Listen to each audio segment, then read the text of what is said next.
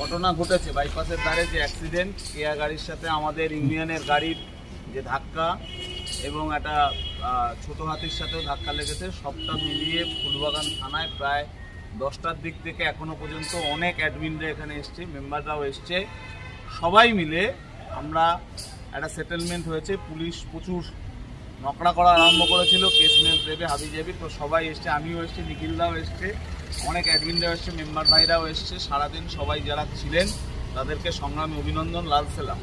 এবং আমাদের ইউনিয়নের যে ইউনিটি, একটা ড্রাইভার বিপদে পড়লে অন্য ড্রাইভাররা নিজেদের কাজ ক্ষতি করে গাড়ির তেল পুড়িয়ে সেই লোকেশনে আসে, এইটা হচ্ছে আমাদের মনে রাখতে হবে যে আজকে আমার জন্য এলাম এরম ভাবার কোনো কারণ নেই, যে যার জন্য হবে এটা আমাদের সবাইকে যেতে হবে, এই ইউনিটিটা রক্ষা করতে হবে।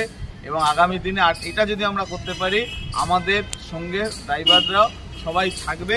আর এইটা যেটা আমরা করতে পেরেছি, অন্য ড্রাইভাররা যাদেরকে, তাদেরকেও এই কথাটা বারবার বলতে হবে যে এটা হচ্ছে সিআইটি ইউনিয়ন, যা সেটেলমেন্ট হয় সেটা ড্রাইভারই পায়, এখানে কোনো ব্যাপার নেই। আর যারা অ্যাডমিনরা, নেতৃত্বরা, ইউনিয়নের মেম্বাররা, তারা নিজেদের স্যাক্রিফাইসের বিনিময়ে এই ইউনিয়নটা করেছে, এটাই আমাদের সবচেয়ে বড় কথা। ইনকিলাব